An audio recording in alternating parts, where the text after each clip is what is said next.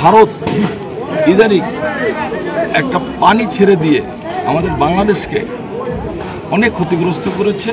এই 2 দিনের মুক্তিযোদ্ধার দরকার নাই। গত 18 বছরে মুক্তিযোদ্ধা যারা ছিল তারা এখনো থাকবে, আগামীতেও থাকবে। বুঝাবন্ধী আমরা পাহারা দিয়ে রাখবো। আমরা দীর্ঘ 17 বছর সংগ্রাম আন্দোলন করে যে ফসল করে তুলতে পারিনি, বাংলাদেশের আবহাওয়ার ছাত্র জনতা সেই ফসল করে নিয়েছে। আমরা কি অপরাধ করেছিলাম যে রাতের অন্ধকারে এখান থেকে আমাদের চলে যেতে হয়েছে? আমরা মানবতার জীবন যাপন করেছি এই আওয়ামী লীগের দুঃশাসনের জন্য। আমরা এই 5ই অক্টোবরের আগে রাস্তায় একটি স্লোগান শুনেছি, শেখ হাসিনা ভয় নাই, রাজপথ ছাড়ি নাই। কিন্তু যারা এই 4 তারিখে এই স্লোগান দিয়েছে, আবার 5 তারিখে তারা আমাদের সঙ্গে ঠিক এই একই স্লোগান দেয়। আপনাদেরকে একটা জিনিস লক্ষ্য রাখতে হবে, 4 তারিখে যারা রাজপথ ছাড়ে নাই, 5 তারিখেও তারা রাজপথে আছে। ওই যে রাজপথের সৈন্যরা, ওরা কিন্তু আপনাদের এবং আমাদের ভিতরে গন্ডগোল করার জন্য দখল এবং বিভিন্ন রকম ষড়যন্ত্রে লিপ্ত, যাতে করে ওই 4 তারিখে যারা রাজপথে ছিল ওরা যেন আমাদের ভিতরে ঢুকতে না পারে। গত 18 বছরে যে সমস্ত দেশ স্বাধীনের পরে আমরা মুক্তিযোদ্ধা পাইছি, এই 2 দিনের মুক্তিযোদ্ধার দরকার নাই। গত 18 বছরে মুক্তিযোদ্ধা যারা ছিল তারা এখনো থাকবে, আগামীতেও থাকবে। এই অঙ্গীকার রেখে সবাইকে ধন্যবাদ জানিয়ে শেষ করছি।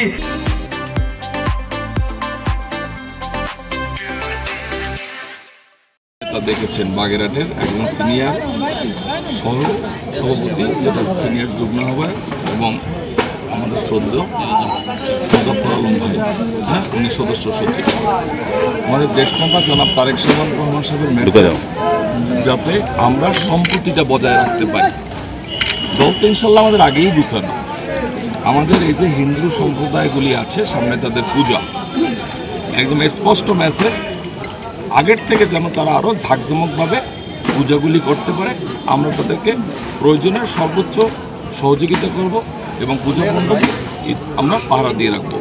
ইদানিং আপনারা দেখছেন বিভিন্নভাবে চক্রান্ত চলছে, যেমন কেউ কেউ নিজেদের মন্দির নিজেরা পুড়িয়ে অন্যের দোষ দেওয়ার চেষ্টা করতেছে, এটাও একটা রয়ের ষড়যন্ত্র। তাছাড়া দেখছেন যে ভারত ইদানিং একটা পানি ছেড়ে দিয়ে আমাদের বাংলাদেশকে অনেক ক্ষতিগ্রস্ত করেছে।